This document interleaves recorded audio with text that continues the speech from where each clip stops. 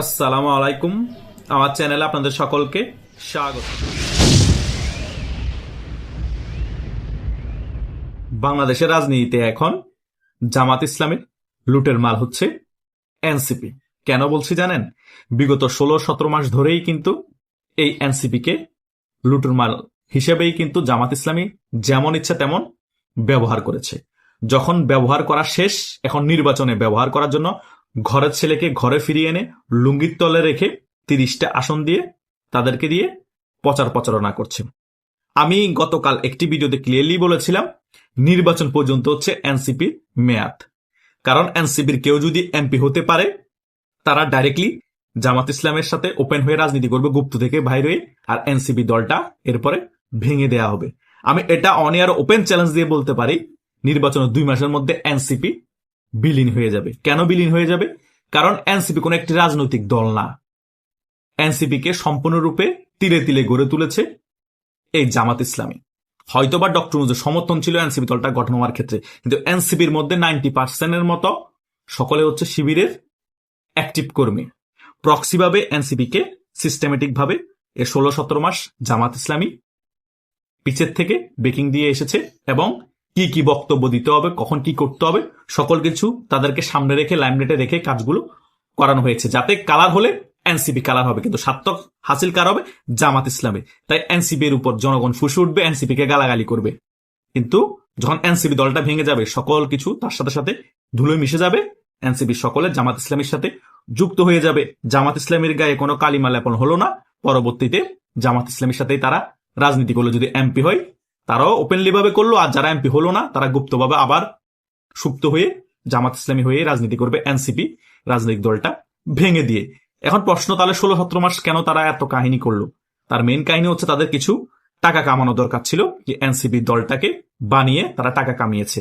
তাদের কিছু এজেন্ডা ছিল জামাত ইসলামীর, সকল কিছু তারা এই মুখপাত্র হিসাবে জামাত ইসলামীর সিস্টেমেটিক ভাবে মিডিয়াতে এসে বিভিন্ন জায়গায় শেল্টার দিয়ে ওই সকল অপকর্ম করেছে। ধানমন্ডি 32 ভাঙা থেকে শুরু করে বাংলাদেশে যত মুক্তিযুদ্ধের মোরাল আছে, আরো এই ধরনের যত গুরুত্বপূর্ণ কাজ ছিল, সকল কিছু তারা এনসিপি কে সামনে রেখে করেছে জামাত ইসলামী। সে কারণে জামাত ইসলামীর যা করানো দরকার ছিল এনসিপি কে দিয়ে তা মোটামুটি করিয়ে ফেলেছে। নির্বাচনের পর তাদের আর কোনো কিছুতেই দরকার পড়বে না। সে কারণে নির্বাচনের 2 মাসের মধ্যে এনসিপি বিলীন হয়ে যাবে, এবং যদি বিএনপি ক্ষমতায় চলে আসে, জামাত ইসলামের সাথে টক্কর চলবে। জামাত ইসলাম এখন যেরকম হুম্বি তুম্বি দিয়ে কথা বলছে, ওগুলার বলবে না, জামাত ইসলামীও চুপসে যাবে।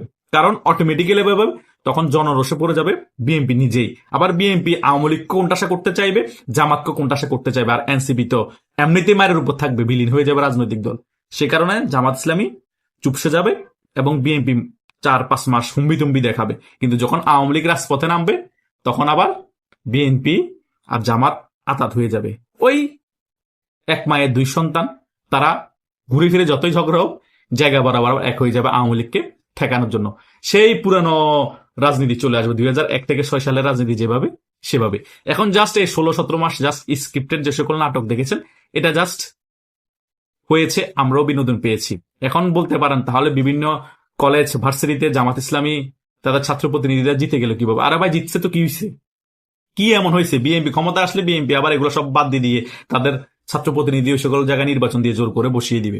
জোর যার মুল্লুক তার। বললাম না, ওই 4-5 মাস বিএনপি হুম্বি তুম্বি দেখাবে, তারপর আবার চুপসে যাবে, বাধ্য হয়ে জামাতের সাথে এক হয়ে যাবে। এটাই হচ্ছে রিয়েলিটি। সে কারণে কোনো আলোচনাতেই থাকবে না নির্বাচন পরে। এই টোকাই সমন্বয়গুলো, টোকাই এনসিপি গুলা, এগুলো লুঙ্গির তলে ছিল জামাত ইসলামের, আবার লুঙ্গির তলেই চলে যাবে বা সুপ্ত হয়ে যাবে গুপ্ত থেকে।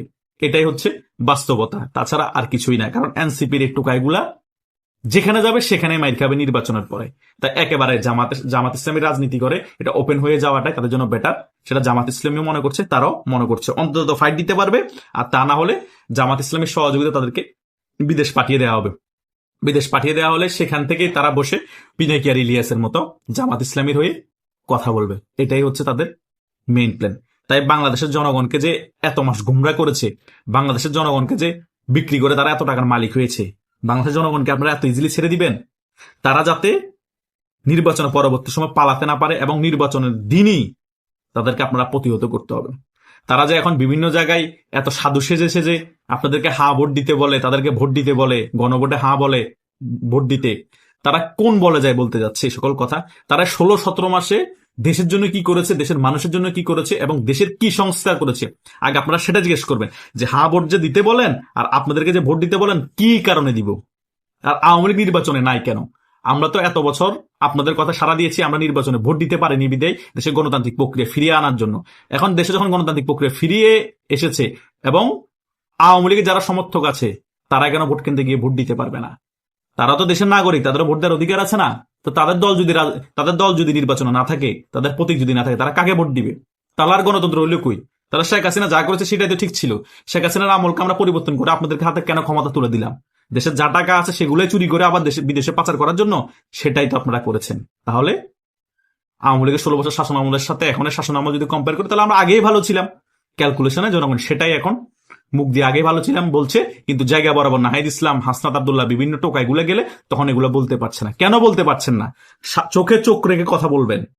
আজকে এরা টোকাই থেকে রাজপ্রাসাদে এসেছে একমাত্র আপনাদের কারণে।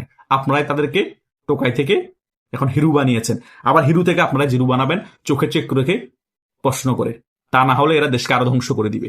এরা তো নির্বাচনের পরে 2 মাসে বিলীন হয়ে যাবে, কিন্তু বিলীন হওয়ার আগে এমন কিছু দেশে ঘটাবে যাতে বাংলাদেশ ধ্বংস হয়ে যায়, সেটার হাত থেকে আপনাদেরকে রক্ষা করতে হবে। কারণ এই টোকাইগুলাকে অনেক ছাড় দিয়ে আপনার মাথায় তুলেছে। এই টোকাইগুলা জামাত ইসলামীর যত এজেন্ডা আছে বাংলাদেশের সকল কিছু বাস্তবায়ন করেছে। তারা নামে এনসিপি, কিন্তু কাজে তারা জামাত শিবিরের কর্মী সক্রিয়ভাবে। যারা জামাত শিবিরের কর্মী ছিল না, বুঝে গিয়েছে 5 থেকে 10% তারা আস্তে আস্তে পদত্যাগ নিয়ে বাইরে হয়ে গিয়েছে। এখন যারাই এনসিপিতে আছে 100% সকলেই জামাত ইসলামের কর্মী। বাংলাদেশে জামাত ইসলামের এজেন্ডা কি আপনারা সকলেই জানেন, যে বাংলাদেশটাকে পাকিস্তান করে ফেলা এবং মুক্তিযুদ্ধের যত মোরাল আছে সকল কিছু ধ্বংস করে ফেলা, মোটামুটি সকল কিছু ধ্বংস করে ফেলছে। এটাই তাদের এজেন্ডা ছিল, এনসিপি কে দিয়ে করেই ফেলেছে। আর তাদের আরেকটা রাজনীতি হচ্ছে ভারত বিরোধিতার রাজনীতি, সেটাও কিন্তু তারা এনসিপি কে দিয়ে রীতিমতো করছে। তারাও বক্তব্য দিচ্ছে, এনসিপি কে দিয়েও বক্তব্য দেওয়াচ্ছে। এগুলো কেন আপনারা ডাইরেক্ট প্রশ্ন করতে পারেন না যখন আপনাদের কাছে ভোট চাইতে যায়? এই সকল বিষয়ের ভয়ের কারণে তারা সিস্টেমেটিক ভাবে দেশের মধ্যে একটা গোলযোগ সৃষ্টি করে তাদের পাশে গানম্যান নিয়েছে। কেন গানম্যান নিয়েছে? জানা যায় আপনারা এই সকল প্রশ্ন করবেন, একটা হেচিং তৈরি হবে, তাদেরকে গণধোলাই দিতে পারেন, সেই ভয়ে তারা গানম্যান নিয়েছে। আমি বিভিন্ন ভিডিওতেই বলেছিলাম তারা যেখানে যাবে ভোট চাওয়ার জন্য, সেখানে জনগণ তাদেরকে গণধোলাই দিবে, দৌড়ে দৌড়ে মারবে। এই সকল ভিডিও মনে তাদের কাছে পৌঁছিয়েছে, সে ভয়ে বিভিন্ন রকমের একটি কাহিনী তৈরি করে সরকার থেকে গানম্যান নিয়েছে। সরকারও তো তাদের, বুঝেন নাই, যাতে গণধোলাই থেকে অন্তত বাঁচে। আরে ভাই, তোরা সারা বাংলাদেশ মিলে 5,000 ভোট পাবি না, আর যদি 5,000-এর বেশি ভোট পাস সেগুলো পাতানো ভোট হবে। অনেকেই তো ধরে নিচ্ছে সকলে এমপি হয়ে গিয়েছে, তোদেরকে ভোট দিবে কে? তোদের ফ্যামিলির লোকটা ছাড়া কারা ভোট দিবে? হয়তো বা জামাত ইসলামী এখন জোট হয়েছে, তারা ভোট দিলে হয়তো প্রত্যেক আসনে তারা 20, 30, 40, 50,000 করে ভোট পাবে, কিন্তু তারা সত্যিকারের এনসিপি যারা ভোটার আছে তারা সকলে মিলে 5,000 করে ভোট তারা কোনো কেন্দ্রেই পাবে না জামাত ইসলামের ভোট ছাড়া। এটাই হচ্ছে বাস্তবতা। তাদের কিসের জনপ্রিয়তা আছে?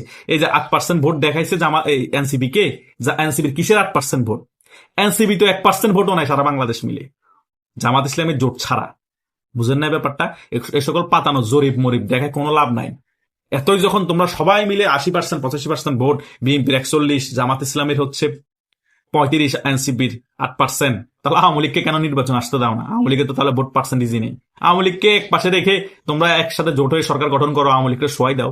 এটা আমি আমার আগের ভিডিওতে বলেছি, এখনো বারবার কেন বলছি? এগুলো চলে আসে কথার প্রেক্ষিতে, না বলে তো আপনারা বুঝেন না। ব্যাপারটা ক্লিয়ার হয়েছে না এখন? এই হচ্ছে যে বাংলাদেশের পরিস্থিতি। তাই আবারও আমি আপনাদের সামনে বলছি, ওপেন চ্যালেঞ্জ দিয়ে, এনসিপি নির্বাচনের 2 মাসের মধ্যে বিলীন হয়ে যাবে, এটা সত্য কথা। কারণ এনসিপি বলতে কোনো দল থাকবে না, আর দল থাকলেও কোনো লাভ নাই, নামে থাকবে, কাজে থাকবে না। কারণ এনসিপি মানি জামাত, জামাত মানি এনসিপি, এটাই হচ্ছে সত্য কথা। আশা করছি আপনারা সকল বিষয় বুঝতে পেরেছেন। তারপরে যদি কোনো মন্তব্য থাকে কমেন্ট করে জানাতে পারেন। ধন্যবাদ সকলকে।